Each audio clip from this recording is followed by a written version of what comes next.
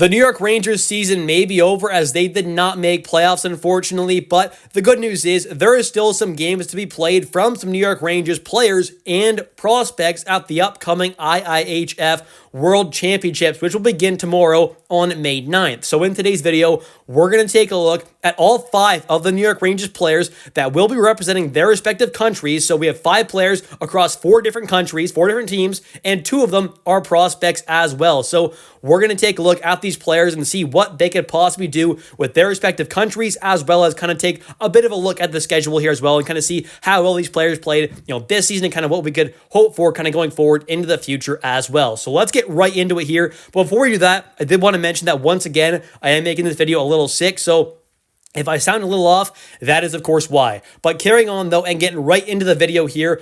So the first player we're going to talk about in today's video is none other than Team Slovakia's own Adam Sakura, who was a former second-round pick from the New York Rangers back at the 2022 NHL Draft with pick number 63 overall. He is obviously born in Slovakia, Piastany, Slovakia. He does not turn 21 until September, so still a pretty young prospect there, of course. He is 5'11", about 190 pounds. He is more of a winger, but has played center in the past, but in NHL and kind of obviously right now in the AHL is definitely more of a winger, that's for sure. But this is a pretty solid kind of two-way kind of winger there. He's a really solid kind of all-around player there. Doesn't have necessarily any area in his game that I would say stands out like by far. I just think he's an all-around really good prospect there, really solid all-around game. And with that two-way ability and the physicality that it brings, or the energy, the kind of feistiness at moments, I think that's going to give him an NHL role at some point. Now, whether or not that's in a middle 6 role or in a 4th-line role, we'll have to wait and see. But I think this is a player who has a pretty high floor there.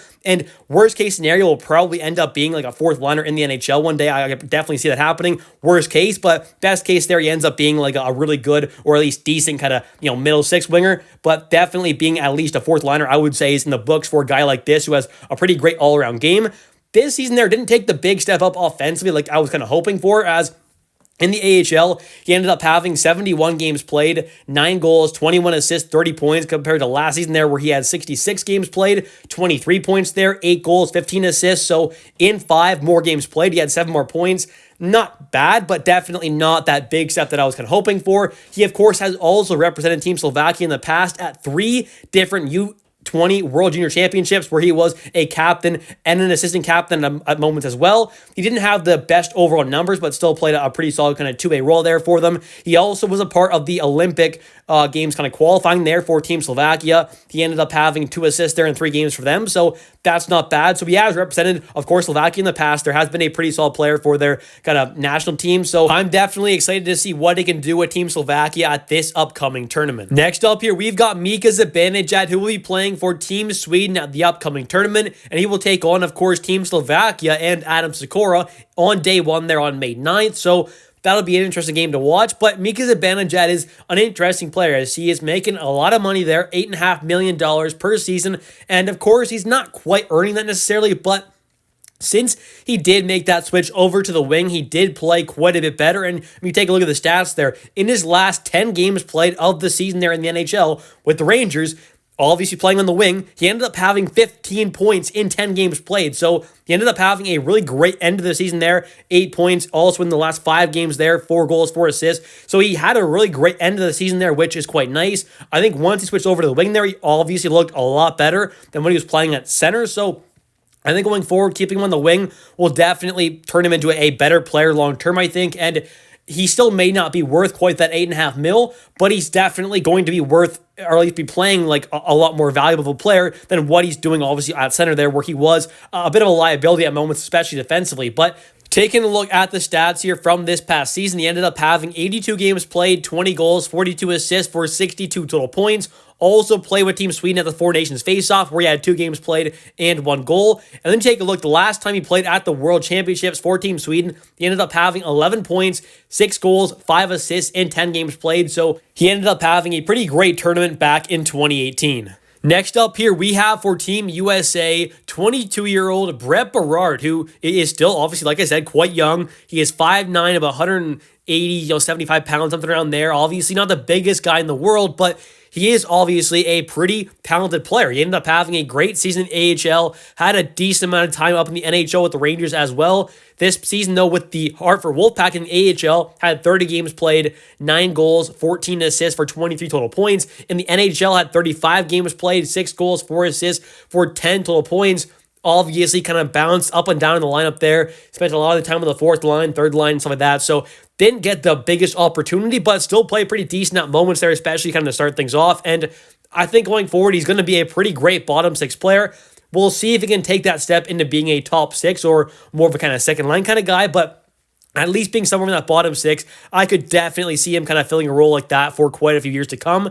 And with his kind of play style, having the energy there, and although he is about 5'9", a bit of an undersized guy, he plays a bit bigger than that, is a fairly physical guy, tough guy for that size there, is definitely not afraid to get, in the dirty areas of the ice. So I think he's definitely a pretty talented player, and I'm excited to see what he can do on Team USA here, as he isn't more likely going to be a guy getting, like top line minutes, but can he continue to kind of play a good role there in that bottom six for the squad? We'll have to wait and see. And of course, Team USA will kick off their tournament on May 9th as well, the first day of the tournament there against Team Denmark.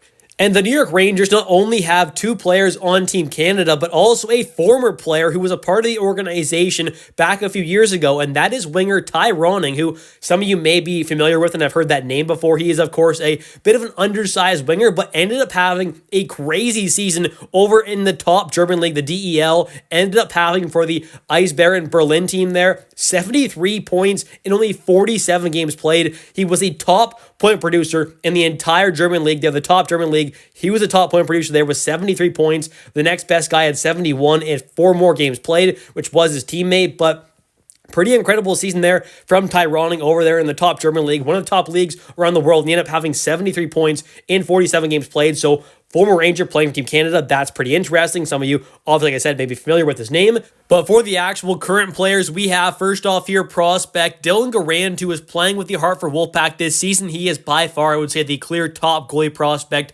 in the Rangers system. He's a former 4th round pick, number 103 back at the 2020 NHL draft. He's a 6-foot goalie, so bit of an undersized guy for the goalie position, but still only 22 years old, turning 23 in June. Goalies can develop a little later, and he ended up having a pretty great overall season with the Wolfpack. They're having 39 games played, a 2.73 goals against average, a .913 save percentage there, a 20-10-9 record, 3 shutouts. Ended up having a big step up from last season where he had an .898 save percentage, 2 shutouts, and a 16-17-5 record.